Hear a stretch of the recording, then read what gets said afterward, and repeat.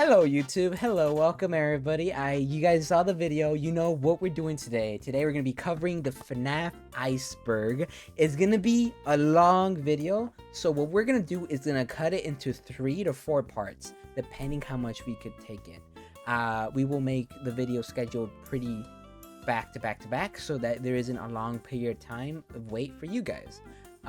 So without further ado, let's get into it. But before we do, let me just introduce my friend, Vera here, joining us today. Hey everybody, I'm a rat who talks about finances. Yep, and they All make you need to know. they make pretty good videos. As always, I will have the main video linked in the description, and I'll have my friend here, Vera's channel, linked in the description. They make pretty funny content, and we do collabs over there as well. So if you're interested and like this video, go ahead and check them out and give them a follow and a subscribe and a like, besides that, you already know, I don't want to keep you guys waiting in the intro for too long, and let's get right into it. Just get your snacks, get your drinks, get comfortable, and let's go. Today is a big day, everyone. Hello, I am Average T, and I created the original FNAF Iceberg video over 2 years ago. And with so much that has happened in the franchise and the community, including new mainstream big budget games, as well as, a friggin' film, I decided it was finally time to look back at that chunk of ice that has grown so much. Actually, before we go through, I just realized I do know some of the lore. I do know some of the lore. I don't know everything, but I know some of the lore. I know some of the lore from old game theories. Yes, And then- exactly how I know too as well. And then the more convoluted it got, the less I watched. I at least got to 4. I think I know up to 4. I definitely know a lot more, just because whenever I was working and doing jobs, I would always play game theory in my ear and I always just put the FNAF playlist. So I definitely know a lot more, but I have not played a game. I'm actually playing the games. I'm actually currently going to FNAF 3 next Wednesday at 7 a.m. PST. I'm playing through all the games every Wednesday. So if you want to check it out, I'll put just follow me on my Twitch. And besides that self-insert plug there, yeah, that's all I know. And I'm currently learning more through the games. Though I do scream a lot because I am a coward. Besides the point, my knowledge is very limited. Theirs as well. I basically game theory is all my knowledge, and that's them as well. So just letting you all know, that's it. That's all we know. Yeah. Let's continue. My original video is now heavily outdated and only covers things from August 2021 and before. So I decided to make this mega ultimate super extravagant celebration video. Can you tell I'm not sure what I'm going to title this? So today, we'll be taking a deep dive of over 400 entries. First, we'll be tackling this updated remake of the Iceberg that started it all. And then, because it's such a different can of worms, we'll then be going through Security Breach. And finally, we'll be ending with an all-new, revamped, and updated dive through the hugely successful film adaptation, with some special guests along the way. There's going to be a few intermissions throughout this video, and if you aren't interested in those, everything is time-stamped. While I have you here, I recently started a new channel called The Lil T Show, where I run an episodic gaming show on a whole range of topics. It's really fun. We've got a handful of episodes for you to watch right now. They've also got lore. Old internet so if you're reviews. interested in an overarching plot with some fun characters, go check it out. We just reached 1,000 subscribers, and it would mean the world to us if you could support our channel by heading over and subscribing. We're trying to get the channel monetized, so if you could check it out, watch some videos, that would be immensely appreciated. It's right there in the top right. Did you click it? Good. You just saved yourself from an attack from Josh Hutcherson. Oh my god, I I remember that meme. Are you ready for a whole lot of Freddy? I've never heard that meme. Get into It's main character of FNAF movie. Oh, okay. And then there was a meme, and this. I had a teacher who looked like him. Really? That's kind of funny. Yeah. March. This She is was the a girl, song that though. Freddy plays when he's outside your door after the power has gone out in the first game. The original song is from the opera Carmen by George Bizet, albeit Freddy's version is more music box sounding. The song has become synonymous with the series, appearing most recently in the trailers for the FNAF movie. Dawko. Lewis Dawkins, Dawko, otherwise known as Dawko, YouTuber. is a YouTube personality Yeah. who primarily makes FNAF videos. Yeah. Dawko started out as a streamer on Twitch and started growing his YouTube channel after his FNAF videos started gaining traction. After FNAF 3 was released, Dawko fully dedicated his channel to FNAF content. He's most famous for having been the second person to beat 50/20 mode in Ultimate Custom Night on July 9th, 2018. Yeah. He has interviewed voice actors from the FNAF franchise on his web series called The FNAF Show. After beating 50/20 mode, Scott Cawthon, the creator of the series, was interviewed by Dawko in an hour-and-a-half long video published on August 8th, 2018. In addition to his gaming content, Dawko has also ventured into the music industry. He's collaborated with YouTube musicians DeHusta and CG5 to produce FNAF-themed songs such as Darkest Desire, Count the Ways, Like It or Not, and Make Your Move. Like It or Not is currently his most viewed video, followed up by other songs.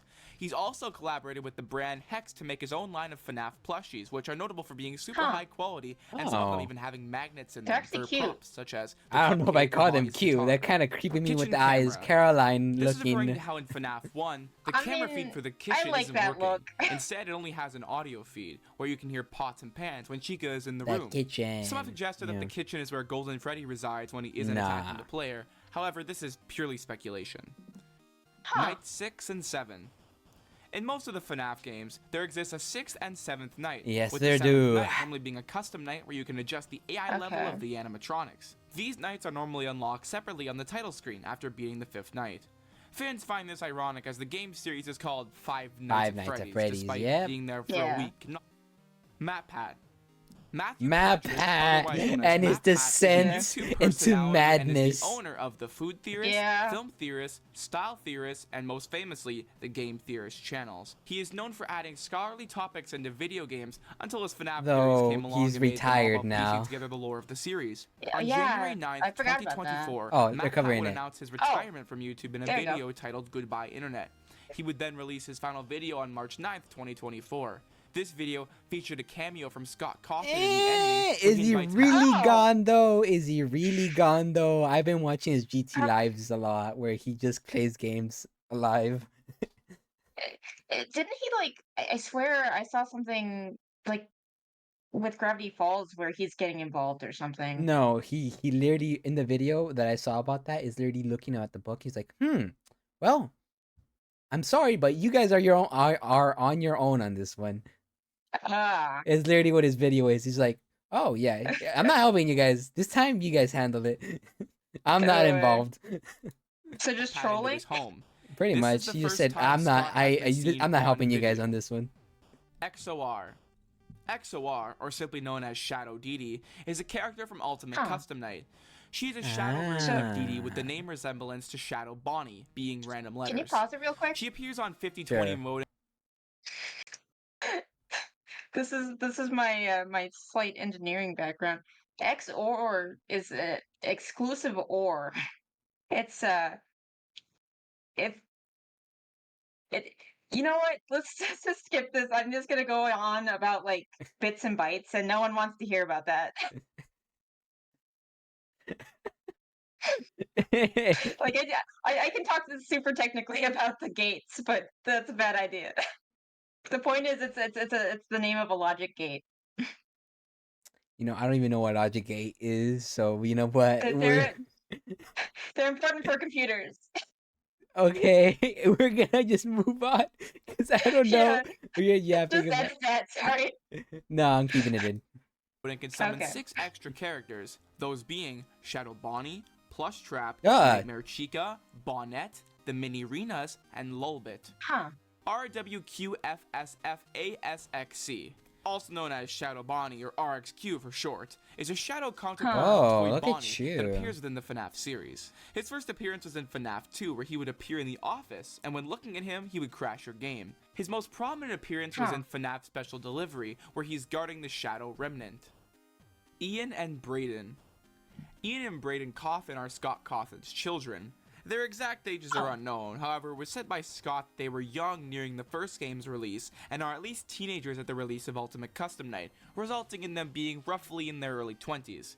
Scott has said that he made a bet with one of his sons that he would pay them $20 for every challenge they could beat in Ultimate Custom Night. Oh my god, that's so Scott's son cool. played the game for hours trying to beat every challenge in the game. Scott has also featured his sons in his movie Bible Plays Noah's Ark as leading actors. Endo-02. Makes sense. Endo-02s are endoskeletons used in the FNAF 2 era, primarily in the toy animatronics. The withered animatronics were refitted with these endoskeletons in an attempt to refurbish them, which we all know didn't pan out. There's also an Easter egg in FNAF 2 where an Endo-02 can be seen in the prize corner and the left air vent. In the graphic novels, the robot that Henry uses to kill God. is a Have you read any of the books? No, I haven't read any of the books. Does this giant it looks like this giant Furby kills someone. Don't say that. It's actually a fan game about Furbies. Really? Yeah, there's a Furby spin-off of FNAF out there. It's pretty old. Huh. I saw like there's another horror game called like Tattletale that's like similar, like kid horror game becomes big internet thing for a little bit. They look like Furbies. I was gonna say, the books, they're pretty okay. They're okay. The that's for the story ones though. But the tale ones with the short stories, those are kind of morbid. Well, that's generally what you do with anthologies, because then you can get away with way more in anthologies. It's like they're technically they're not canon, but they're part of the same. They're not the part of the same universe, but those creatures can exist, and basically, or some of them do exist in the real canon. So it's like an excuse to like try out different ideas that they might not want to make like canon in the lore, but would just be cool. Yes, that and also them giving or doing ideas and plot lines that they didn't do in the lore, but had planned for the lore at one point. Oh, cool. Yeah. Almost like a what if? That and the fact that a lot of stuff they show in those videos, they're like the concept is related and gives clue to how things work in the lore, but the stories are not canon basically sometimes. Yeah. So like it's all like it both simplifies and complicates things a lot more. I feel like that's just how the series goes in general, isn't it? Because they like streamline one thing, then like break like 10 other things. Yeah, and it's like it's also like there's some good ones though. Like there's some genuinely scary ones. I'm not saying like it's bad. I'm just saying like the lore gets more complicated. They'll like smooth out like one thing and then they'll just like add in a bunch of more questions. Oh yeah, for sure. I'm just saying like in general, like some of them are pretty meh, but some of them are actually pretty like disturbing to say the least. Yeah. Yeah, it's actually pretty like eh. Anyways, besides my rant. Resemblance to the Endo-02 model. Showtime. Oh, I want to do VR, but I also don't. In the hub area of the game, there is a Showtime button. Fun fact, when I get scared in the FNAF games I played, would perform a song. I throw my headset off all the time. We've seen the gang perform, aside from a brief clip in the original FNAF trailer. The functionality still remains, but it goes unused. This is also the first time Freddy, Bonnie, and Chica will be given voices, even though these voices were scrapped, and their new voices would be in the next installments. Shadow Freddy. Shadow Freddy, similar to Shadow Bonnie, is a shadowy version of Withered Golden Freddy. He first appeared as an Easter egg in FNAF 2. He'd also make a minor appearance in FNAF 3 during the End of Night minigames. Books.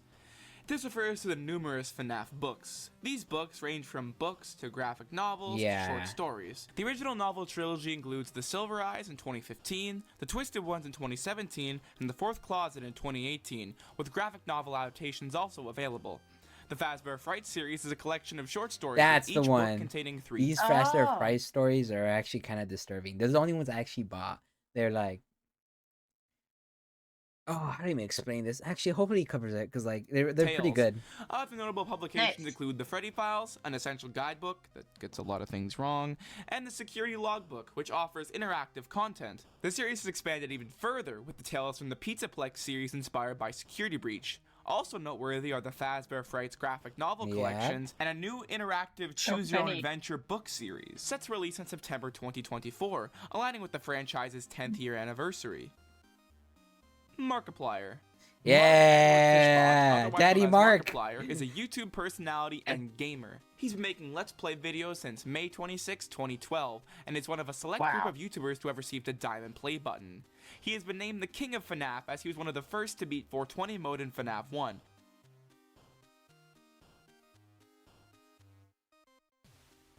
With the video also being Mark's highest viewed gameplay video at 119 million views. Wow. Yeah. It's me. It's me is a repeated phrase throughout the series, belonging to Golden Freddy. Whenever Golden Freddy appears in FNAF 1, the words "It's me" will flash on screen. A popular theory suggests that since the player character is Michael Afton and his younger brother, whom I'll refer to as Evan Afton in this video, is believed to possess Golden Freddy, he's essentially saying, "It's me, your brother." Additionally, It's Me can occasionally be seen on the Out of Order sign in Pirate's Cove in FNAF 1. 1987. This is referring to an Easter egg in FNAF 1's custom night if you put the characters' AI levels at 1, 9, 8, and 7, respectively. Yeah. Trying to start the game with these settings results in a jump scare from Golden Freddy. Really? This was put in by Scott to shut down rumors saying there was a secret in the game if you played with these settings.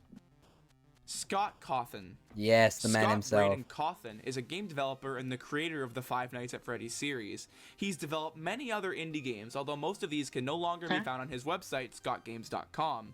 His earlier games, primarily Chipper and Sons Lumber Company, were criticized the one for that their started it all. like creepy animatronics. Scott was about to quit game development before he took this criticism and made Five Nights at Freddy's. He currently resides in Texas, USA with his family. Who is in Texas? Private room. The private room is a secret room in Sister Location. It can be accessed by disobeying Baby's instructions and going to the room on the opposite side of the scooping room. You then enter a mini-game where you have to keep in and out of your office, similar to the original games. Surviving the night leads to the fake ending, and where then you Ender leave, found a and way then he out and has finds come you. to kill the player.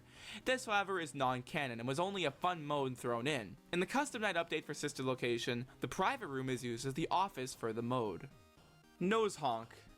This is a reoccurring joke in the FNAF series where if you touch the nose of an animatronic, toy, or poster of them, they'll make a honking sound. This can be done with Freddy on the Celebrate poster in FNAF 1, Toy Freddy on the Celebrate poster in FNAF 2, the I didn't know Freddy that on the one. cartoon poster in FNAF 3, the Freddy plush on the bed I'm not looking in FNAF forward 4, to FNAF 3. Adventure Freddy on the title screen of FNAF World, Ennard's Mask in Sister Location. I don't look forward to playing any FNAF game because I am wimp. I am scaredy cat. Spooked. I get spooked. His nose in the office from Freddy Fazbear's Pizzeria Simulator, Helpy in Ultimate Custom Night, Freddy on the title screen of Help Wanted, every time you upgrade your security pass in Security Breach, and on Glamrock Freddy in Help Wanted 2. Golden Freddy. Golden Freddy is a mysterious, ghost-like entity who takes on the form of a yellow animatronic bear similar to Freddy. He plays a prominent role in the FNAF franchise, although his origins are unknown.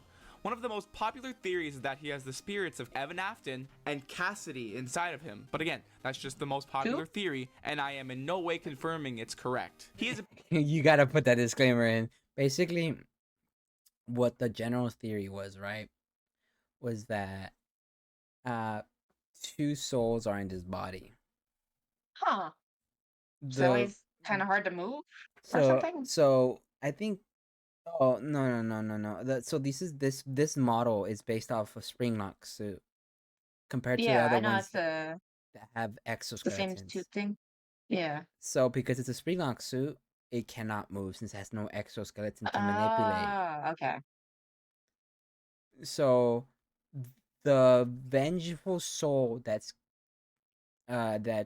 possessed that's wants William Afton to die and is very vengeful and like isn't letting go of the murders is in this suit.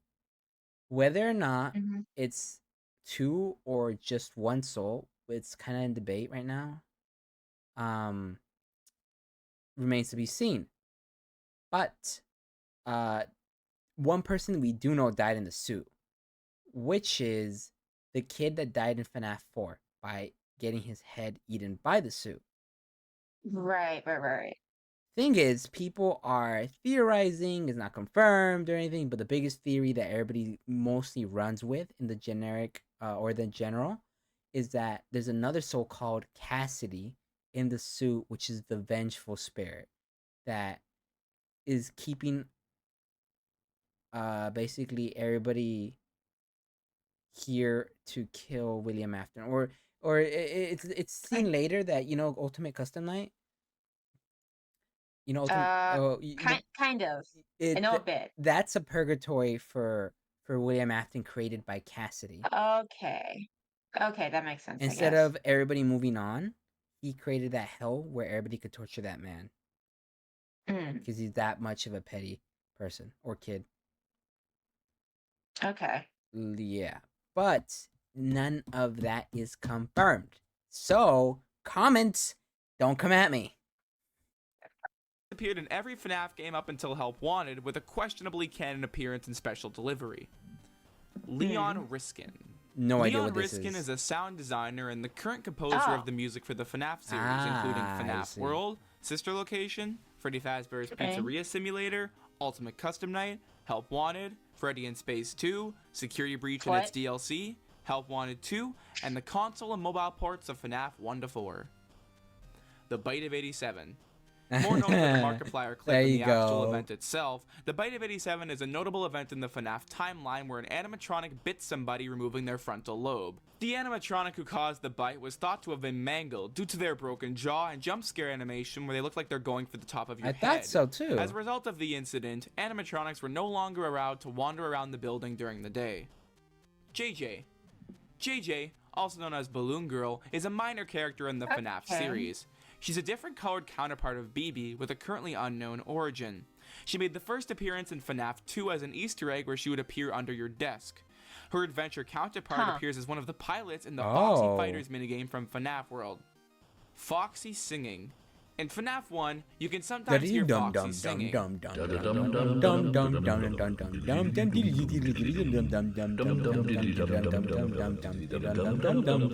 This is someone bit retconned, as Foxy's voice actor in Ultimate Custom Night is not the same as his voice in the original.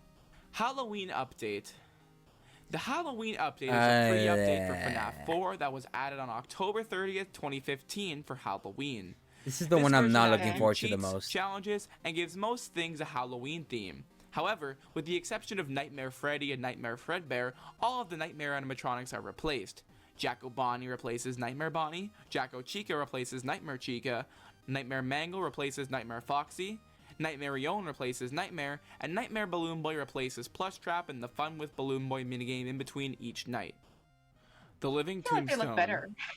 Yav Lando, also known as this guy. Yeah, I'm not looking forward to FNAF 4 though. I don't want to play it. I know. I'm too much of a coward. I know that you have to have your volume high in order to play it because you have to listen to the footsteps, and that's gonna. Oh, okay. Now I get why you're dreading it. Because this one specifically makes you raise your volume so you could hear the footsteps to actually beat it. That's the a good way to make it the jump scares. Is an Israeli-American musician and YouTuber. Yeah? I want to talk about, it's probably going to come up, but I just want to actually be able to use my time in the My Little Pony fandom, which is mostly somewhat cringe. But this is like the guy who makes like all the music that's generally associated with it, like all the fan music, but he was first like a My Little Pony guy. That's how he got more famous, was the bronies really liked his stuff. Like you can hear a song, I think one of his most popular songs is called Discord, which is about the character Discord from My Little Pony. I have heard that song, but I never knew what it was about. I assumed it was about general Discord, and I didn't understand it. Nope, it's about Discord from My Little Pony. He's voiced by John Delancey, who was in one of the main antagonists in Star Trek Next Generation. I see. Thank you for the education. Sorry. He's known for his original songs based on video games, with his FNAF music series being particularly popular on his YouTube channel. His first FNAF song remains the most viewed video in the series, boasting over 362 million views. Additionally well-known tracks include It's Been So Long, Die in a Fire, I Got No Time, and I Can't Fix You. More recently, he created the song This Comes From Inside for Security Breach, released on June 30th, 2022. He also released a remix of JT Music's Join Us for a Bite, and a goth remix of the original FNAF 1 song featuring Black Griffin. You know, they're iconic, I'm not gonna lie. William Afton, otherwise known as the Purple Guy, is the co-founder of Fazbear Entertainment, as well as the main antagonist of the FNAF series. He was directly and indirectly responsible for numerous incidents, deaths, and tragedies throughout the series, most prominently responsible for the murder of many children. He created the sister location animatronics to capture children. He was obsessed with immortality and would kill children to experiment with them. Of course, their souls would go on to possess many animatronics. When William went to dismantle the classic animatronics after finding out that his victims had possessed them, the spirits scared him into a broken down Spring Bonnie suit, which snapped shut, leaving him trapped in the suit. Yep. Now being known as Springtrap, he would remain there until he was found 30 years later for Fazbear Frights, the horror attraction. I can't wait to see him next week. However, he escaped and somehow rebuilt his body into Scraptrap. After him and the remaining haunted animatronics are lured into the pizzeria in FNAF 6, the building is burnt down, with all the spirits finally passing on except for William. William goes to hell and is then tortured by the spirit of Golden Freddy and all his victims. I'm not going to discuss Glitch Trap or Burn Trap because I don't want to right now, but we'll get to them later. Yeah, that's a whole nother rabbit hole. Like, so much more complicated. FNAF 2 is a prequel. This is exactly what it says. Yep. This refers to how FNAF 2 comes before FNAF 1 in the timeline. FNAF 2 takes place in 1987, while FNAF 1 takes place in 1993 or 2003. It's a bit unclear in those contradicting points, but nevertheless, FNAF 2 comes before FNAF 1. We know this because 1, Phone Guy is alive and well in FNAF 2, even though he died in FNAF 1.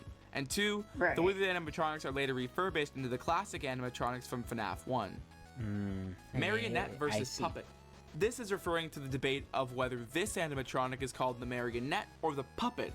The Funko Pop figure of the character and his description in UCN calls it the Marionette. However, everyone in the fandom seems to call it the Puppet.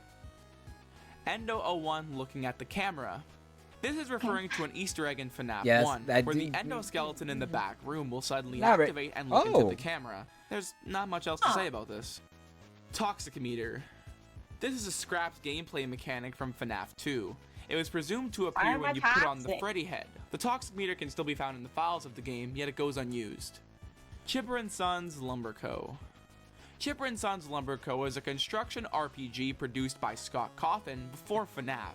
In the game, you play as Tyke, a young beaver who is just starting out in the lumber business, from this who must chop down trees, FNAF? collect and sell wood, and buy or find various items to make your business easier to run.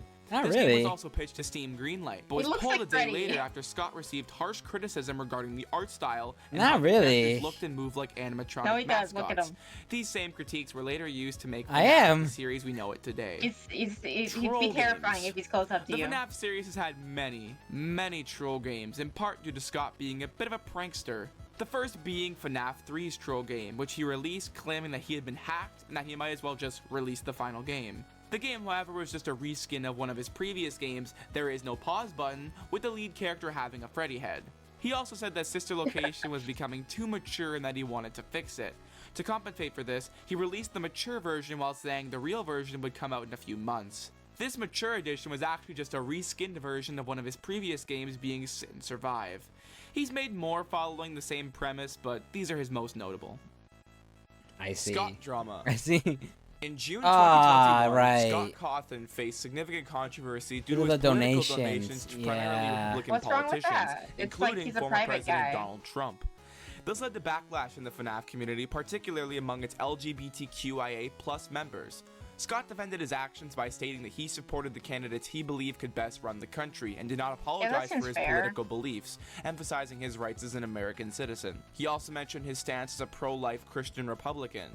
Following the backlash, Scott announced his retirement from video game development, expressing a desire to return to making games for his kids and for fun, and to focus on personal projects.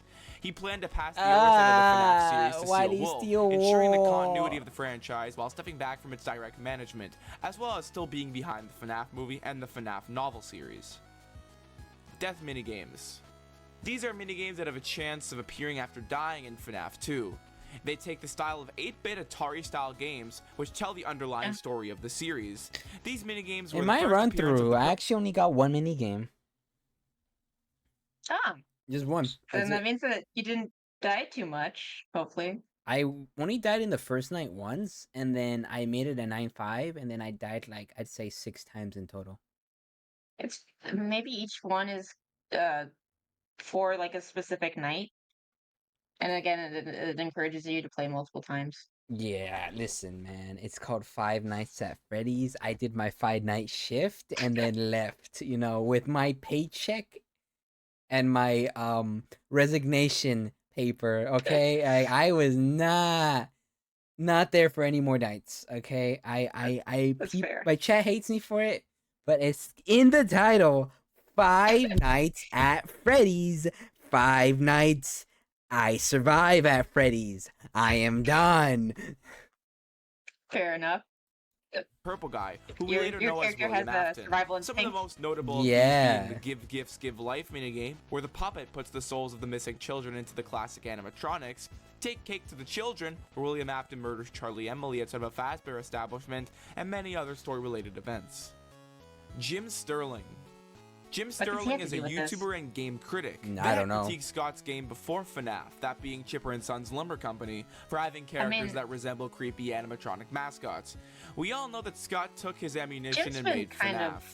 Jim has made a video on every game up until FNAF World. That wasn't until 2021, where they I don't know who they are, what they do. The 2021 Scott Cawthon drama. Twisted Chica. This is referring to a cut character for the FNAF He's an novel, old internet The Twisted guy. Ones. The Twisted Ones novel artist, He's gone a little Lady crazy over Fitzy, time. posted concept art for a supposedly twisted version of Chica. Twisted Chica never appears in the novel, so it makes sense as to why this art was never seen, even though there is an official Funko plush and pop figure based off the character.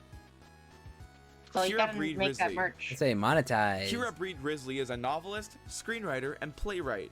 She currently works as a staff ghostwriter and editor at Kevin Anderson and Associates. That makes sense. She's best known for writing the trilogy of FNAF novels, with the first novel, The Silver Eyes, having become a #1 New York Times bestseller, along with other FNAF-related novel projects. Hub World Secrets. Well, I see that thrown everywhere that I kind of stopped caring about that. Yeah, and then also to some degree, something would have to go horribly wrong if that didn't become a bestseller, considering how popular FNAF is. Yeah, but then again, I'm like, I see everything have a New York bestseller that I'm like, does it even mean anything? I mean, there's like thousands of books that you won't hear about, I guess, because they're not. I don't know. When I look at it and it says New York, but I ignore it because I'm like, that doesn't mean anything to me. Yeah, no, it's because it's generally, if you're gonna see a book, it's gonna be one of those. Well, I don't know. This is referring to the secrets on the hub world of the Curse of Dreadbear DLC. I want to have the VR one so bad. These can be as simple as bats occasionally flying through the area, or loading with the sky being red, which alongside the house on the hill is very reminiscent of FNAF 4's title screen. However, there are also some neat, more noticeable ones, such as Foxy's pirate ship being dragged under by a kraken, or Dreadbear occasionally walking from the lake to the barn on the player's right. Fredbear in UCN. Fredbear is a secret antagonist in Ultimate Custom Night. However, the steps to find him are pretty complex. First, you set Golden Freddy's AI on 1, make sure you have no other characters available. Second, stall on the cameras after starting the game and collect Faz coins. After getting 10 Faz coins, head to the prize counter and buy the Death coin. You should see Fredbear's hat on the table after flipping down the tablet. Once you see Golden Freddy in the corner, use the Death coin. Instead of dying to Golden Freddy, you'll get a unique jump scare. He's voiced by Kelly Goff, who's a reoccurring voice actor for the series. His voice is deep and garbled, but when edited, is actually saying things. Desera. Desera was a digital distribution platform for the Microsoft Windows, Linux, and OS X platforms. Their service was similar to Steam or GameJolt, where games and related media are distributed online. Many independent developers and small companies publish their content on Desera, including Scott Cawthon, who published the original FNAF on there before it was approved for Steam. Desera was later sold to Bad Juju Games, which then filed for bankruptcy in June of 2015. In October 2016, Desera was acquired by the Danish company One Play, intending to relaunch Desera. Desera's website spent years being down and is now unrelated to the original Desera. Oh, I turned into one of those. Scott Cawthon created a Kickstarter to try and boost production of the first game. He ultimately raised a grand total of, drumroll please, $0.00 due to him canceling the Kickstarter early and the fact that nobody knew what a Freddy Fazbear was at the time. Interestingly enough, though, the description of the game refers to his original name of Freddy Bear, being a play on the words of teddy bear. Freddy in women's bathroom. In the first FNAF game, Freddy can hide in the women's bathroom while on his attack route. This led people thinking the spirit of Freddy might have been a girl, including Matt Pat's original FNAF theory. We now know this to not be true, as we know Freddy's spirit is Gabriel. Scott voices Phone Guy. This refers to how Phone Guy, in all of his appearances, is voiced by Scott himself. This was due to the fact that early on, Scott was the only one working on the series, so there were no voice actors that could have voiced Phone Guy. FNAF movie. The FNAF movie has had a long, rocky development. Warner Bros. Pictures announced in April of 2015 that it acquired the series film rights. It goes back and forth, back and forth. However, in January 2017, Scott said that due to the problems with the movie industry as a whole, the film was met with several delays and roadblocks and was back at square one.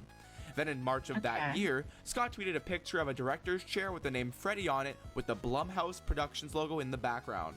This symbolized the fact that the film had a new production company. Producer Jason Blum confirmed the news 2 months later, stating that he was excited about working closely with Scott on the adaptation. In June 2017, Keaton said that he was no longer directing the film after Warner Bros. Pictures' turnaround. It was also announced that in February 2018 that Chris Columbus would direct and write the film, also producing with Jason Blum and Scott. In August 2018, Kira Breed Risley announced that the script's first draft was completed and that the second and third films based on the second and third games respectively were possible.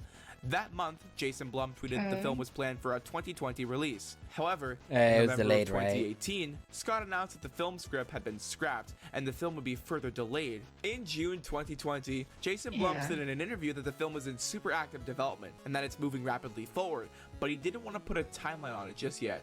In November 2020, Scott said in a Reddit post that a screenplay had been chosen and that filming would start in spring of 2021. Included was a list of scrapped screenplays with a small description of each and why they were ultimately unused, as well as the chosen one dubbed the Mike screenplay. Chris Columbus was later replaced by Emma Tammy in October 2022. The movie, with a budget of around $20 million, released simultaneously in theaters and on Peacock really in the United States by Universal Pictures on October 27, 2023. Really good. But money-wise. More on that later. Yeah, definitely money-wise. Sparky the Dog is an iconic FNAF hoax from its early days. How did you feel about the FNAF movie? Did you watch it? I haven't watched it, but in general, I'm just really into like watching film reviewers. So I kind of know about. I do like how like the costumes were done and stuff, but I do know like the plot's more using like the newer characters, like some police chick or something, which is in the later games that are kind of like different. That's the gist that I know. But I do know that the guy who plays Shaggy in the live action Scooby Doo ones is supposed to have done a pretty good job as the villain. Yeah, it's like okay, this is how I feel about it, right? Just because like I watched it like back to back with a friend and then with my sister because her kid wanted to watch it. Anyways, so I watched it twice actually, and I enjoyed it for what it was. Yeah, I did not. That seems to be the general sentiment. I did not go expecting the best expectations or be blown away. I was expecting to be shown a movie about FNAF and it'd be its own thing, maybe not, and not super lore dived. And I enjoyed it for what it was. I am on the side that like the way they humanized the robots in a way by the fact that they actually made the children's spirits act like children. Oh, that's good. Instead of being murderers on a rampage. Though I understand the complaints because there's some good VHS analog horror versions of FNAF that are really good. Oh yeah, I've heard about those. I want to do reactions on those. I'll do reactions on those later. Though I'd probably invite Vera or somebody because I can't handle those by myself. The point is, I understand both sides. It's really creepy and you can go with some really dark stuff here. But then again, for the main screen, I'm kind of fine that they went with the other route because at the end of the day, they're monetizing this for kids. Yeah. So I'm happy that they gave us as much as they did. Besides that, I digress, and we continue. Back in the year of our Lord 2014, someone began to spread rumors about a hidden 6th animatronic named Sparky the dog. Sure enough, screenshots began to crop up on Tumblr.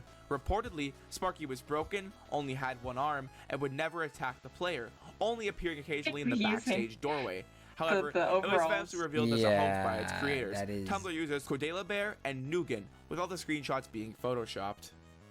Mangle's gender. This refers to the confusion over Mangle's gender. People would have debates over them, and even Scott had it's a robot. It's literally what I said. Them with both male and female pronouns. It's a robot. I was literally the other day I was playing the game. I was like, "Oh my fucking god, Mango's after me," and they're like, "It's a her," and I'm like, "It's a fucking robot. It's just trying to kill me. That I could care less about that right now. It's about to bite my head off. I think I have bigger priorities." Yeah, no, it's a robot. I don't care. It's like, it's a robot coming after me, trying to kill me. I think I have better priorities. Design is I guess you're talking about like the soul of the kid, and long eyelashes. Yeah, so the majority of people assumed Mango was the female. Spirit, not the robot. Night mode of FNAF's custom night. However, when the game was released, during one of the phone calls, phone guy sounded like he was referring to Mango as either him or them at a certain point. That, along with the rumor that Scott had stated all the characters were the same gender as their original counterparts, started the initial debate. After this, Scott was asked about Mango's gender on Steam, with the user asking if they were male or female, to which Scott replied, yes. Ever since then, Mango has had references to both pronouns during every future mention. The answer is yes. And you know what? He's a troll, so that makes exactly perfect sense for what he would respond. In the series, as a nod to this debate, which kept the debate going. CD+. This is a debugging feature put into the first 2 FNAF games. By pressing CD and the plus signs on the keyboard, it makes you skip straight to 6 AM. The same applies to the second game, the difference being your cursor must be hovering over Freddy's nose on the Celebrate poster while pressing the keys. Oh my god. This exploit was removed in the third game and hasn't been seen in any FNAF game since then. It's worth noting that several people claim that on the Phantom Beacon teaser for FNAF 3, you can see the letters C and D on the side of its head. If I don't say anything. This led people to believe that the letters had more significance, but it's never been confirmed. God damn it. God damn it. That's what happens when your creator is a troll. I mean, damn, you know, that's unfortunate. I would have never abused it, actually, Sister location takes place underneath FNAF 4. This is referring to a theory that the storage facility you explore in Sister Location is located directly below the FNAF 4 house. There's a lot of evidence for this theory, even if not being confirmed. There's the map in the Funtime Freddy minigame, where some of the layouts shown are supposedly the map from the 8-bit sections of FNAF 4.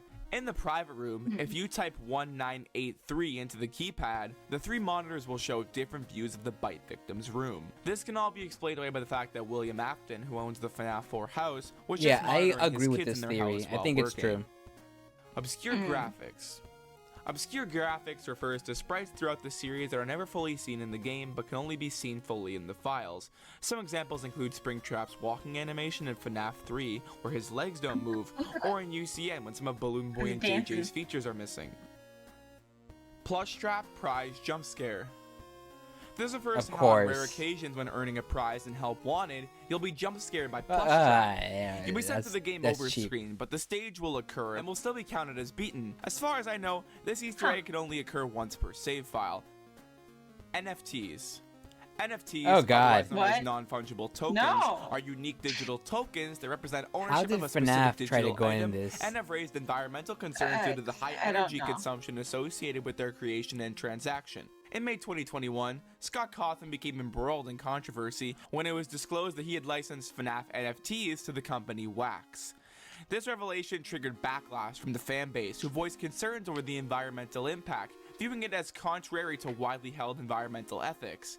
Initially unaware of the extent of these issues, Scott withdrew the NFT license after the community robustly communicated their objections. I mean, Mr. Hippo's I'm more long concerned stories. about the Ponzi scheme This stuff, refers to Mr. Hippo and Ultimate Custom Night. I honestly don't know. I didn't understand anything about NFTs. I just saw there's a monkey. You sell the monkey.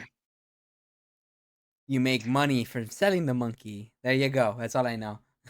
It feels very, just in general, a lot of, while crypto in general had like a decent idea at the beginning, it's been kind of infected by a Ponzi scheme type thing, where you just keep on getting people to buy into it, and then you'll just give a little bit of the money that you got in to other people. It's yeah, there's probably a better way to explain Ponzi scheme. It's basically robbing Peter to pay Paul, and you just keep doing that until you run out of money. That's a Ponzi scheme. Sure. All right. I like I said, I never really got into it or looked into any of that. I just thought it was stupid, and that's it. When you die, most of the time the animatronic who killed you will say something. If you die by Mr. Hippo, he will tell you a long story about himself and Orville the elephant, and a photo of him will slowly appear on screen. The funny thing is, you can't skip this. Even if you exit the game and come back, he will still be there until he finishes that story. Oh, that's pretty funny. Oh, come on. That's actually hilarious. ETHEM, otherwise known as Save Them, is one of the death minigames the fact that that leaving the game still activates it's actually funny. The minigame takes place at the FNAF 2 pizzeria. Makes me think of a South the Park player game controls joke. Withered Freddy by using the WASD keys and will have to follow the puppet. Once arriving in a certain room with the puppet, the game abruptly cuts to static and ends. The player could choose not to follow the puppet and instead receive an identical ending by encountering Golden Freddy or by touching any of the 5 dead bodies strewn around the map. While the player is walking, a robotic voice can be heard spelling out "Save Them." Very rarely during this minigame, William Afton will appear at the end of the room the player has entered. Afton will follow Withered Freddy until coming into contact with him. Blue static will then cover the screen, flashing the words "You can't" at the bottom left. Puppet hallucinations. Cool. This is referring to after the puppet comes out of the box in FNAF 2, but before he kills you. I see you just vibe into the song. You can see them flashing on the main hall camera. It will either be their face or them floating in midair. Funko leaks. This is referring to when the global toy manufacturing company Funko leaked products related to FNAF security breach, which we had not seen at the time. Funko posted their lineup of their upcoming toys on their Instagram, with the security breach characters also in that list. The thing is, this is before those characters' names were revealed. Scott was happy, and we all assumed Funko would be stripped of their license, but unfortunately, that didn't happen. Candy Cadet stories. This refers to the stories that Candy Cadet tells you in FNAF 6. Candy Cadet has 3 stories that he will tell you after he gives you candy. The possibility of hearing his story is very difficult and takes a fond memory of the color schemes that quickly flash on him. There is no exact color scheme that he must follow to get the story, but there is, however, one way that helps memorize the schemes. After he tells you to come back for a story, the color schemes will stop flashing and have a pause for a very short moment. All the stories will have a similar motive of death/destruction of 5 things, as well as 5 things being melted into one. This could possibly be related to the murder of the 5 children, the 5 members of the Afton family, the 5 animatronics forming Ennard, or most likely, William melting the classic animatronics together to make the fun time. Yeah, that's what I think it is. That's the one I thought. Blue eyes. This is referring to how Baby had blue eyes before she was possessed by Elizabeth Which Afton. turned them green. In the Baby Ice Cream minigame, she has blue eyes, yeah, but in Sister Location, she has green eyes. This is due to the fact that Elizabeth has green eyes and possesses Baby. 395248. This is a number used most prominently in FNAF 3. It appears in the Night 3 minigame, and you need it for the good ending. If you put this code into a part of the wall panels in the office, you can access the Stage 01 minigame. The number is actually a hexadecimal code for a greenish color, but what you might not know is that the number backwards is actually another hexadecimal code, which is the exact shade of purple that William Afton is in the minigames. That's hella extra. That's extra. Life minigame. Right before you place the last head and the Golden Freddy jump scare, a 5th child will pop up in the middle of the screen. They'll only appear for a split second and can be presumed to be Golden Freddy's spirit or Cassidy. Big Bug. Big Bug was a YouTuber and gamer. I say was because he hasn't posted a video in a long time. He was the first person to beat 420 mode in the original FNAF, and he was the reason Scott added a 3rd star on the menu for beating the mode. His last video was a FNAF World speculation video, which was quite a while ago, so suffice it to say his channel is pretty dormant. Paper Pals. The Paper Pals are a group of 3 paper plate dolls, 2 of them representing one of the animatronics. They're slightly adorable, actually, not gonna lie. The 3rd is known as Paper Buddy, who doesn't seem to have a parallel. Some people thought this was Balloon Boy, but this is only speculation. They're placed in Party Room 4 in FNAF 2, but they also have a chance of appearing in the office. They also have a chance of appearing in FNAF 3's office. Springtrap in the newspaper. When you beat FNAF 3's Nightmare Mode, you can see a newspaper stating how Fazbear Frights burnt down. If you brighten up the image, you can see Springtrap behind the Freddy figure. Some fans find this a bit strange. Did the photographer not see Springtrap standing there? Why is Springtrap's face so close to the ground?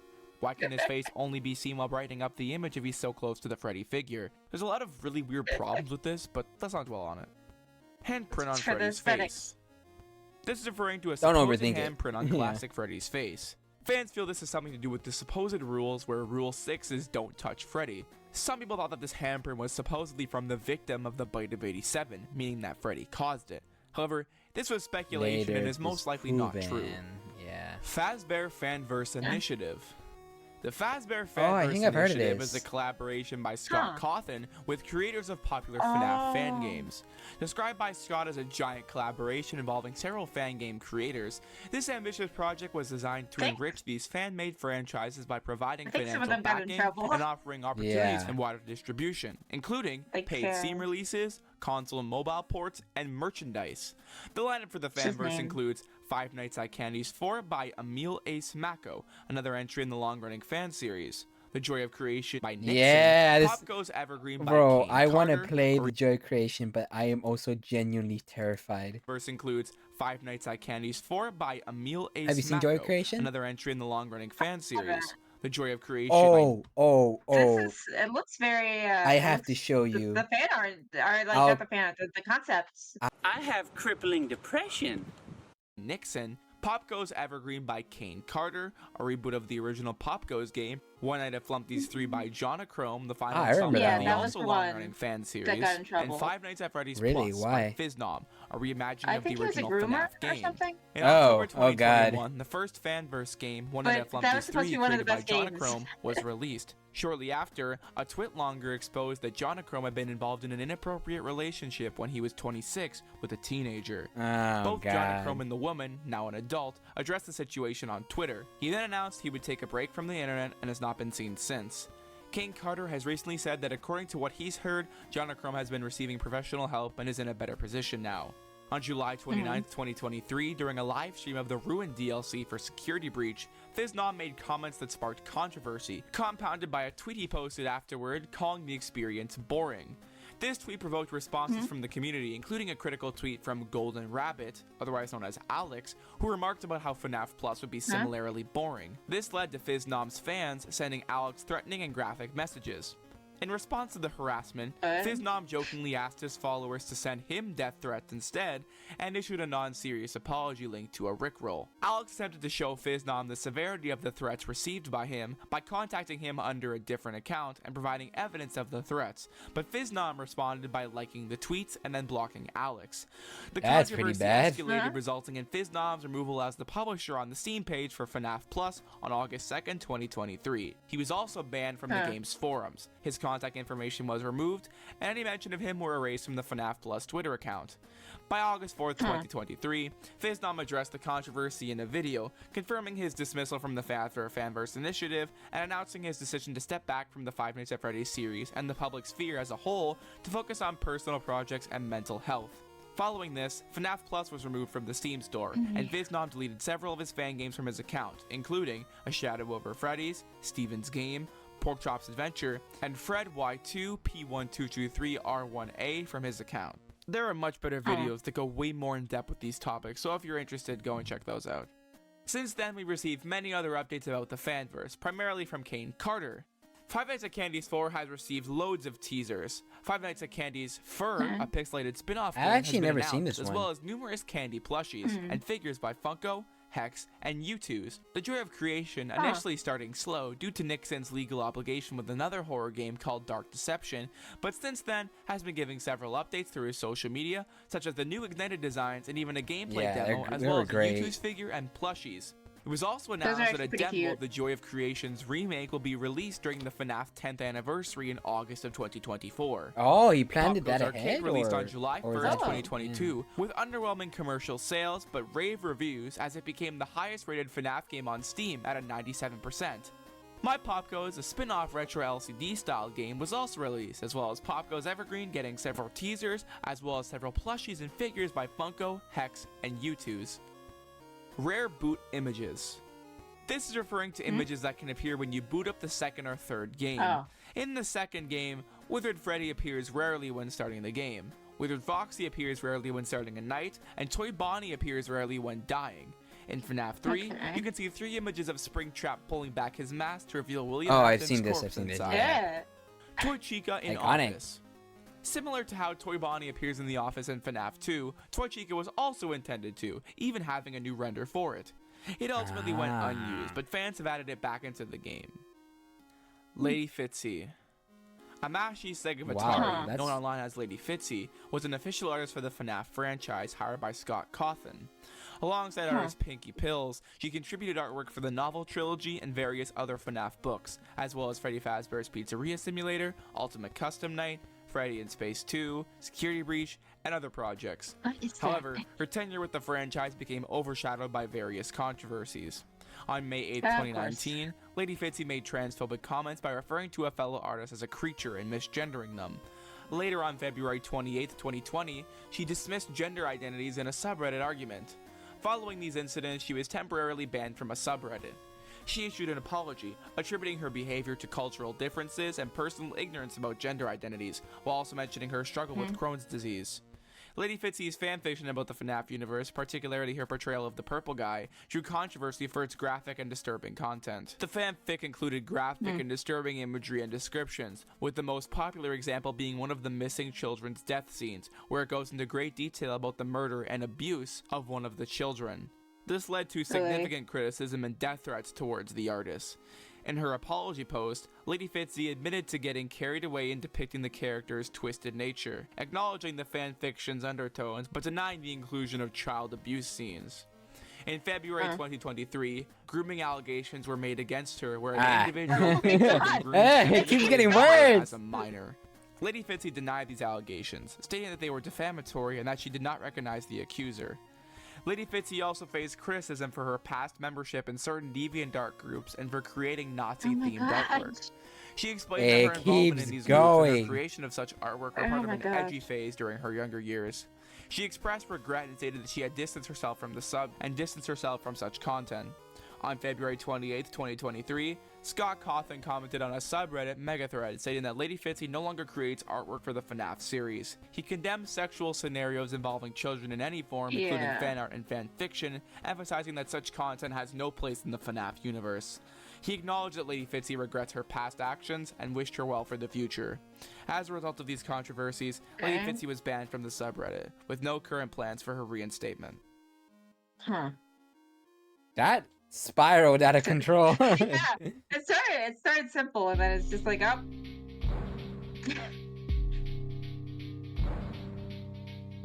Wait, why is the Rickroll guy on there? Puppet in the FNAF 1 location.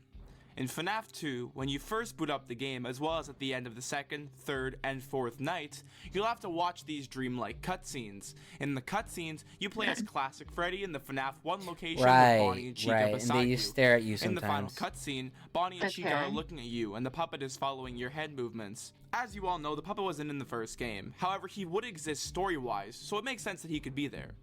Vanessa Mask. In the Curse of Dreadbear DLC, if help wanted, Vanessa's mask can be found in the corn maze by collecting all the keys and going back to the start of the level. There will be a basement door that, after unlocking the 5th key, will open when you're near it. Inside the cellar, there will be a Vanny mask on the table. Putting it on security guard. You can then find the mask in the prize corner at any time if you've completed both the main story and the code developer first, and then she became a security guard.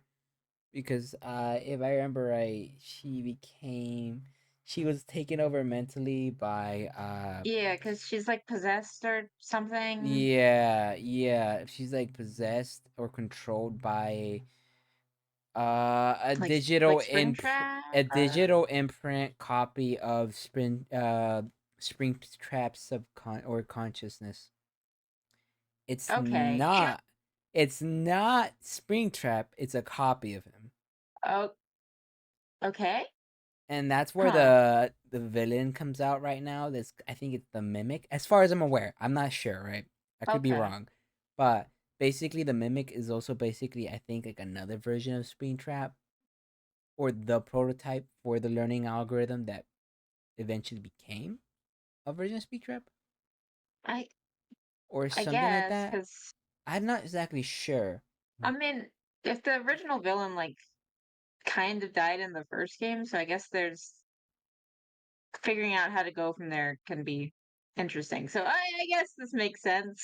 In a way, I know for a fact that glitch trap is a digital conscious copy. He's not the conscious. He's a Okay. copy of the conscious of Springtrap, and that they could affect the physical world. Because in one of the books, right?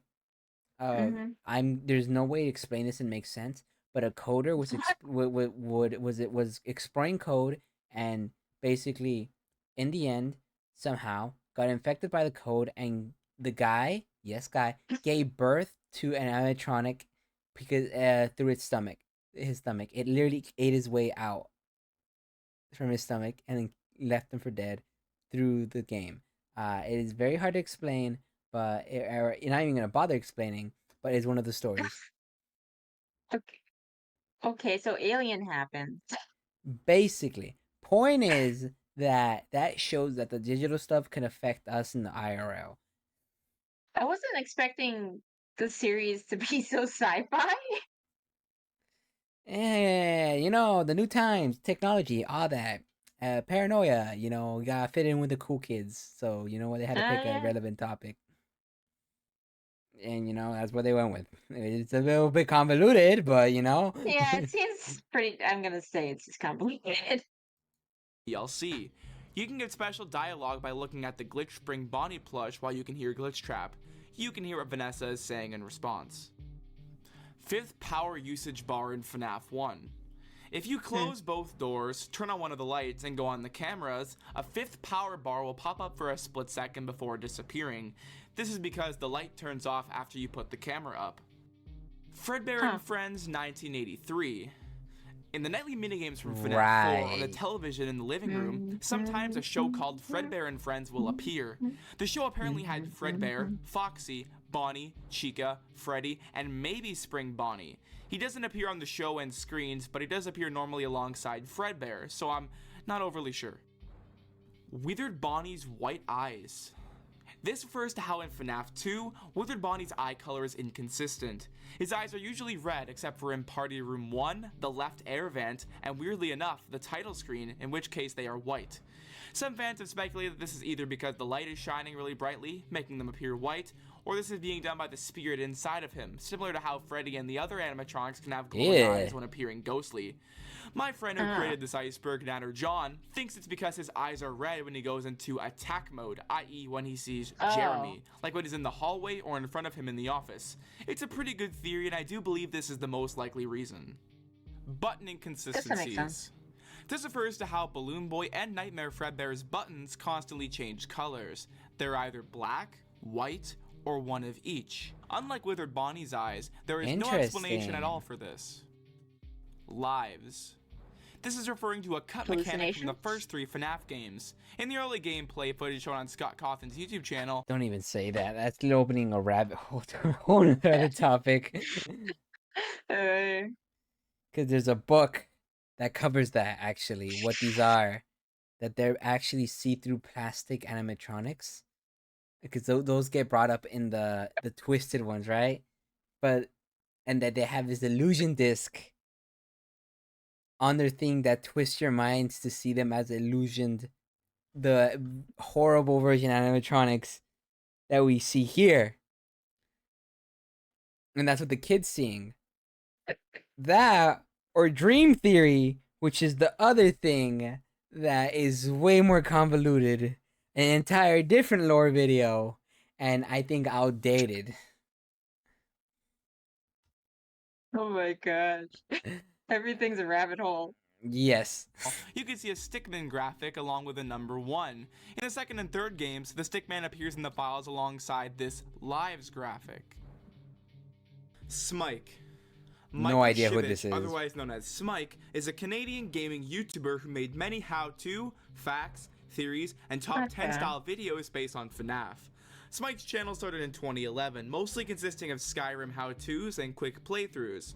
Throughout the years, he began doing top 10 videos, again, mostly about Skyrim. In August 2014, FNAF came out on Steam, and due to the game's strange and unsolved plot, many were left wondering about the game. That's when Smike began gathering information and making top 10 videos about FNAF. From that point onward, his subscriber count skyrocketed. However, somewhere around September 27th, 2015, all of his top 10 facts videos were deleted by YouTube due to his use of fan art in his videos, as some artists didn't consent to their work being in his videos. Several of them wrote copyright material on his videos, and their reports were successful. Smike made a public apology video and placed all the names of the artists in the description of said video. In 2016, all the top 10 facts videos were re-uploaded with all the fan art replaced with different screens from the game franchise. However, the damage was done. Smike then went inactive for quite a while, made a reappearance in January of 2021 to make a live stream of himself playing FNAF 1, and then disappeared once again. Drowning in the lake. That sucks. That sucks. In FNAF World, one of the main mechanics is going between glitch worlds. If you find a glitching object and touch it, you can be taken to an 8-bit glitching world where you can get to another part of the regular map. However, you can find another glitching object in this glitch world, where you can go into another glitch world. Do this a couple more times and you'll reach an 8-bit red lake with someone named Old Man Consequences fishing. If you walk into the lake, you'll drown and start falling. When brought back to the menu, a trophy of Freddy's sprite is unlocked. You can also be brought to the lake and drown in said lake in UCN if Old Man Consequences is set to 1. Doing so will unlock the Freddy trophy and finale if your save file is empty. Rick Astley. Rick Astley is the man behind the slaughter. Alright, what's this? I'm just kidding. But this entry isn't a joke. In the ending of Sister Location, when Michael Afton looks at himself in the mirror after being scooped, his silhouette is seemingly that of Rick Astley. The exact image of him hasn't been found yet, but it is seemingly him. Oh my god, I can see that. And that classic 80s I wouldn't be surprised. Beta designs for the Fun Just because Scott's a troll. This refers to the early designs for Funtime Freddy and Foxy that can be found in Sister Location's Extras menu. It's worth knowing that Funtime Freddy didn't originally have the Bon Bon hand puppet, and he was more of a reddish pink as opposed to a purple pink. On the contrary, Funtime Foxy was more purplish than pink in her beta design. Help me. This refers to how the sounds that Springtrap makes when he moves around in FNAF 3 sound like he's saying, "Help me." This, however, is just a coincidence, as the noise Springtrap makes are actually alpaca noises with a lower pitch and echo effect. Illusion discs. Look at this, what I mean. Illusion discs are objects introduced in the novels. Why did I say it like that? They're flat discs about the size of a $50 coin. Yeah. They were created by William Afton for his animatronics. These discs employ 5 high-pitched frequencies that constantly change. The noise is only detected by the subconscious, which becomes overwhelmed with the sound wave patterns. This causes the listener's mind to perceive something as not what it really is. A side effect of these frequencies is feeling sick. They are used on the twisted animatronics to either make them appear super cute and cuddly or really scary looking. It's revealed that once a character in the novel breaks the discs, the twisted animatronics are actually just bare endoskeletons. They are also apparently used in the games, as people suspect that the nightmare animatronics are using these discs to make them appear scarier. People think that William is using these discs to make his son fear the animatronics to keep him safe. You can also seemingly see one of these illusion discs when repairing Funtime Freddy in Sister Location. This is where I remember seeing it. Mediocre melodies, whispers, and Ultimate Custom Night. Whenever one of the mediocre melodies speaks, a whisper can be heard echoing what they are saying. The voice could be baby, but it's hard to tell as it's so quiet. Here's an example. We've only just begun. I will never let you leave. I will never let you rest. Which is kind of funny considering that baby is the daughter of the murderer who they're torturing. Yeah. It's kind of like, damn, even the daughter betrayed the father. Which is kind of funny, right? Because as far as I'm aware, wasn't baby with, like, as far as I'm aware for the 6th game, no, the daughter is like, I think she was in the dad's side. Yeah. Night 8. Night 8 is a glitch in the first 2 FNAF games, but most famously in FNAF 2. Upon completing nights 1 to 7, if the player scrolls their mouse over all the options on the main menu rapidly, players can see the night under the continue option flicker between night 5 and night 8. This has led people to believe that a secret Night 8 level exists. However, this is just a glitch. This is because the Night 8 option isn't generated on the main menu because the game's update loop isn't running fast enough to match the mouse scrolling through the options repeatedly. Buff Helpy. Buff Helpy is an image meme within the Dawko and FNAF communities. The image is just Helpy's head photoshopped onto a muscular man. He first appeared as one of the many memes in Dawko's meme review video, FNAF Meme Review 2.0. He has since then appeared in every following meme review video, with people making even more creative versions of him.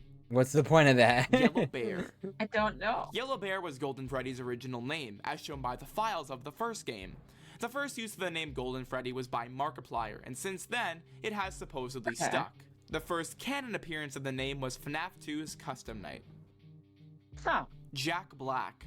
What does he Jack have to Black do with is it? an American actor, I know singer, he and played songwriter. at one point, no? He's appeared in numerous films and television shows. He's also created TikTok content related to the FNAF franchise. Maybe? He's sung the Living Tombstone's FNAF 1 song on several occasions, claimed to be a mofo Springtrap, and has even played the games and reviewed them. This led people to believe he would have been in the FNAF movie. He was not. No, he wasn't. Toxic Song. This refers to an unused attack in FNAF World, and most likely would have poisoned enemies, as with Toxic Bite, and may have been usable by Phantom Mangle and Springtrap, since their fixed counterparts, Funtime Foxy and Spring Bonnie, are the only characters with Cosmic Song. Bootleg copies. This refers to several unofficial and quite awful free FNAF clones you can find on the internet. They are basically choppy, low frame rate, and just overall worse versions of the games. They can be found on those websites where you can play millions of games that are questionably legal. Curse Haunting. This refers to an unused chip from FNAF World. Presumably, it would have used Haunting on all enemies from the start of the battle, or else a Ghost Freddy would appear and stun an enemy occasionally. The chip may have been replaced with the green chip Quick Start Party, which stuns enemies for the first few seconds of a battle. This is the most convoluted things. This refers to Freddy's original name, Freddy Bear. We already mentioned this, but this is obviously a play on Teddy Bear. We've already said that the Kickstarter for the original game housed his name, but it actually appears somewhere else. The Steam page for the first game still calls Freddy Freddy Bear. This actually might have been where Fredbear's name came from. The more you know. Yeah.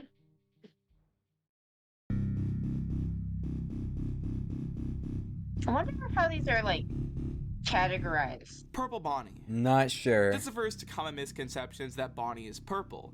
In the FNAF 1 trailer, the yellow and orange stage lights make him appear purple. However, Bonnie is blue, as shown by literally every other iteration of Bonnie. FNAF World enemies on the desk. This refers to how 3 FNAF World enemies can appear on your desk in Ultimate Custom Night. These enemies are Tangle, White Rabbit, and Bounce Pot. This, along with the Old Man Consequences Easter egg, confirm that FNAF World and UCN are connected. Ballora looking through the window. This refers to an unused image in Sister Location. The image is of Ballora with her faceplates open in the Ballora gallery. It is unknown why it's unused, maybe because no one ever comes up to the glass in the primary control module. FNAF 1 was meant to be Scott's last game. After his previous games like The Desolate Hope and Chipper & Sons had small success but harsh criticism and not a lot of revenue, Scott was going to quit game development altogether. Of course, everyone knows the story of how Scott took the critiques to make FNAF, so I'm not saying it again. Sister Location blueprints. Made $1 million These are secret franchise. blueprints that can be found in the extras menu of Sister Location. They're blueprints of the 4 main animatronics and reveal many things such as their features, weight, and height. Oh geez, why are they all 6 feet? But baby's 7 feet? Why are they so tall? Yeah. I know they're supposed to catch kids, but geez, William, settle yourself. No, Also, they're Freddy mascots. is I shown mean, to makes have sense. a child inside his stomach, so creepy. Yes. Scott is self-taught. Even though Scott Cawthon went to school for animation, he self-taught himself game design when he was a child. His first game was called Doofus in 1994 when he was 16. Oh, that's pretty Movie impressive. ripoffs. Makes There are sense. 2 movies that fans feel are based off of FNAF. Oh, When Warner Bros. lost the Wall-E FNAF movie something. rights, Wally's And, Wonderland and Wally's Wonderland, which I think has Nicolas Cage in it. that one I and, loved it. I loved it so much. Like, I I've loved heard it. that it's really good just because of Nicolas Cage and only the Nicolas Cage Yeah, parts. no, it's just don't take it seriously. Don't take any of this don't take it seriously. Watch just to have fun, and it's one of the most entertaining, hilarious movies you'll ever watch. And the other one's the banana splits, right? Yeah, They, yeah, they yeah, did yeah, like yeah, the thing yeah. with that. That one was a little more. That one's a little weird. I like the Yeah. Nicolas Cage with Willy's. It's so good. Apparently took the script and made a new movie. The film, called the Banana Splits movie based off the Hanna-Barbera characters of the same name, was about these Yeah. animatronics killing people. It was not very good. Then there was Willy's Wonderland by Nicolas Cage, which is an Yeah. even more obvious FNAF ripoff I love because this it's one. about a security guard exploring an Yeah. abandoned family amusement center with evil animatronics. There was even a controversy where they had to change some characters due to them resembling FNAF characters, such as Barry Bear, Pirate Pete, and Regina Rabbit, who were similar to Freddy, Foxy, and Bonnie respectively. If you want any more information about this, wait, we'll get to it later. Yendo. I Yendo wish is you an would endoskeleton found in Sister rate the Location. movie. Despite his small role in the main game, he also appears in Sister Location's Custom Night. Yendo is very similar to Funtime Freddy's endoskeleton, as seen in the Making of Freddy section in the Extras menu. Yendo, however, has 3 differences: a lack of interface plates, both hands, and yellow irises, rather than Funtime Freddy's blue. When using the flash beacon in the Funtime Auditorium in Night 3, the player has a very rare chance to encounter Yendo instead of Funtime Foxy. Yendo maintains eye contact with the player but will not be able to attack them. However, if the player fails to use the beacon while encountering him, Funtime Foxy will still attack them regardless. Fright Dome. I see. This refers to the FNAF Fright Dome attraction at Circus Circus in Las Vegas. Oh. It was opened on Oh, September 2016 I didn't know it was one of and these. featured real-life fabric recreations I've never of heard Freddy, of this. Bonnie, and Chica from the first game. Oh. Development of this attraction took 3 to 4 months, They actually look quite creepy, I'm not gonna lie. which was officially confirmed by Yeah. an employee. Inside this interactive haunted house, guests would be given a tour of Freddy's Pizzeria by the on-duty security guard and must have their eyes peeled for the animatronics. The attraction was changed every day that it was open to feature new jump scares, animatronics at new locations, It and was? etc. Don't tell me they closed. That sounds like you would so then much be able to work. take a photo with Scott Cawthon. Unfortunately, the year after, Ooh. the FNAF section of the Fright Dome didn't reappear and hasn't appeared since. Aw, This it would've been a sounds so really cool thing to bring back to the movie, fun. but that's Yeah. Look at them, they're creepy actually. Mike. This refers to a sprite in the files of FNAF 2. It's some kind of 8-bit skull-looking sprite, and no one knows anything about it. The file is called Mike, which could be referring to Mike Schmidt from FNAF 1, or Michael Afton, but who knows, it's probably not Michael Afton. Michael Afton probably didn't exist yet, in Scott's mind. Princess Quest. Right, Princess yeah, Quest yeah. is a This special is mini-game from the mobile ports of Help Wanted. Occasionally, a Big. glitch pattern will appear on an object at the prize counter. To unlock Princess Quest, the player must zoom in on one of these glitching objects. Afterwards, the screen will fade to black and fade back to the level select with everything unlocked, along with Princess Quest shown on the right monitor. The player starts in a room with a door that can't open, and they have to light all 4 torches in the next room to open the door in that room. The player will then end in a room full of floating glitch trap heads that will attack them. After lighting those torches, they can now go into the next room and get the key. Glitch trap blockers will block the door and attack the player if it gets too close. In Security Breach, Princess Quest takes on a more significant role. The game features 3 separate Princess Quest arcade minigames, each located in different areas of the Pizzaplex. To unlock the best ending in Security Breach, players are required to complete all 3 of these arcade minigames. The first Princess Quest is found at the back of Roxy's salon, the second Princess Quest is located where Music Man first emerges in the arcade, and then Princess Quest 3 is located in Vanny's lair, an area that only becomes accessible after achieving one of the Vanny endings. Yeah. FNAF 3 Cupcake. The FNAF 3 I don't know this one. Cupcake, otherwise known as the Phantom Cupcake, is a cameo that most people don't know about. He will appear in cams 6, 2, 4, and 8. If you click a Phantom Cupcake, it'll disappear. You'll have to click every cupcake to get the Chica's Party minigame, by extension, the good ending. Phantom Mangle and Happiest Day absent from the extras. Phantom Mangle is the only Phantom animatronic to not appear on the extras menu. This is most likely due to the fact that no complete images of Phantom Mangle existed at the time. Its appearance in the office is only a disembodied head, and its appearance in Camo 4 is drastically cropped and shadowed. Whoa. The Happiest Day minigame is also the only extra minigame which doesn't appear in the extras menu. Argumentative standards, elevation, passive heights. In Sister Location, if you take the ghost laugh sound you get after the angsty teen tells you to zap Ballora and speed it up 300%, it isn't a laugh at all. Rather a random series of words, those being argumentative, standards, elevation, passive heights. As to what it means, I really don't know. Coffee. Coffee is a character by Scott from one of his previous games, The Desolate Hope. I never He was actually later seen added this game. in the 1.2 update of FNAF World. He can be unlocked if the player beats FNAF 57, Freddy in Space, without collecting any upgrades.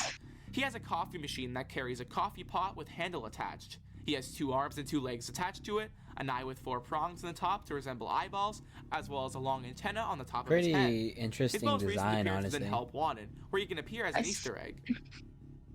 I swear the FNAF like RPG thing just looks like a fever dream.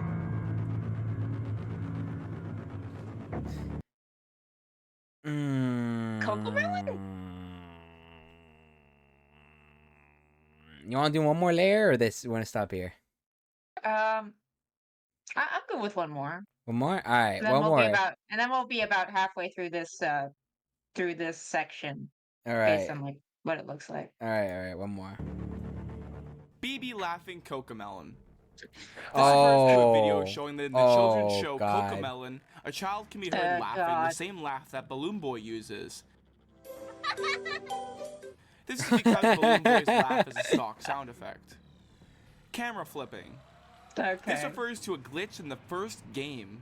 When Bonnie or Chica have gotten into your office, if you flip the camera up and down during the jump scare, you can prolong your death. This can be done for the rest of the night if Why, you're skilled though? enough.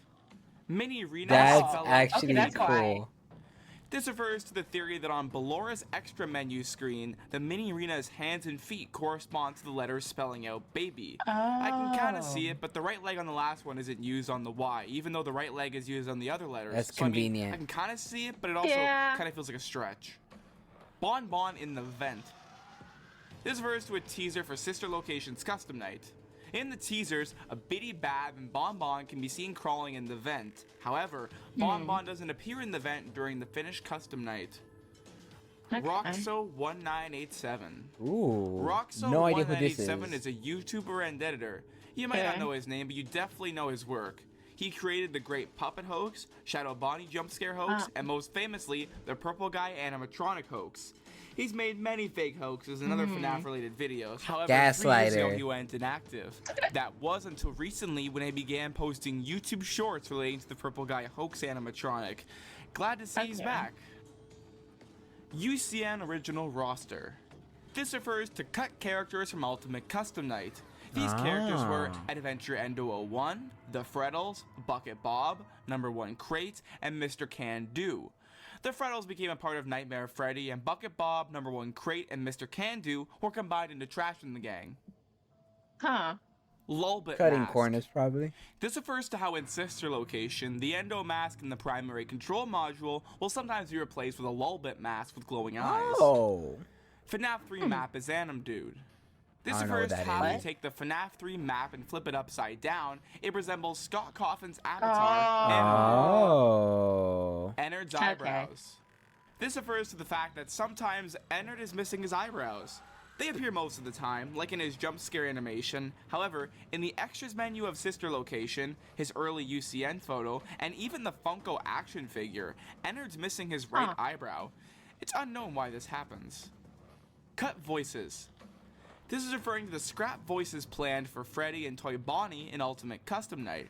Freddy was planned to be voiced by Kellen Goff, the voice actor for Funtime Freddy and Molten Freddy. Toy Bonnie was planned to be voiced by Stephanie Belinda Quinn, the voice actor for Dee Dee. Freddy's recorded voice lines went on to be used by Fredbear, albeit heavily distorted. Toy Bonnie's lines, however, are a mystery because there is no documentation of what his voice lines would have been like if they were ever recorded. Puppet in Office. This refers to how there's an image in the files of FNAF 2 of the puppet on strings appearing in the office.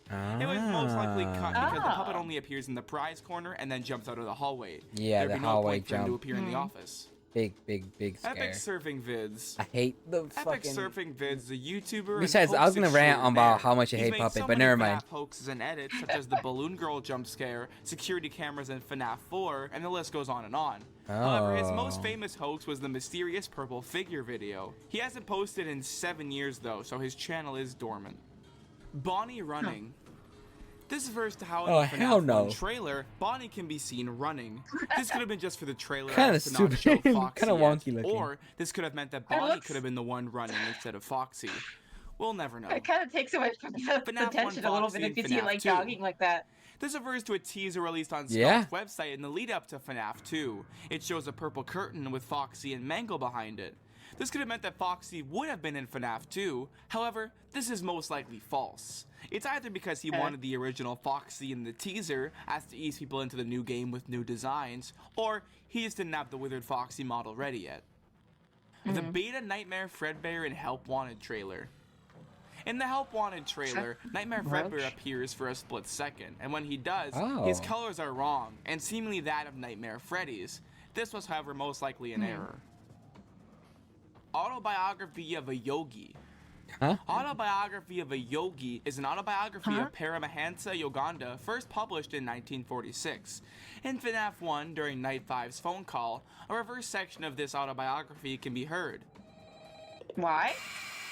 Oh, it's this. Oh.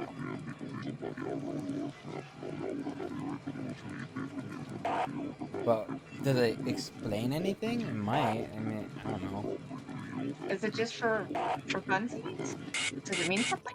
This particular excerpt discusses the shared life force amongst plants, people, and metals, possibly alluding to the animatronics being possessed by ghosts. The joy of Makes creation. sense. Yeah. Again, referring to the autobiography of a Yogi phone call, most people couldn't make out what the paragraph was saying, but a lot of people seem to hear the joy of creation. The actual sentence is the joy of creative service. However, the joy of creation thing went on to inspire the popular fan game, The Joy of Creation by Nixon. Which was a great series.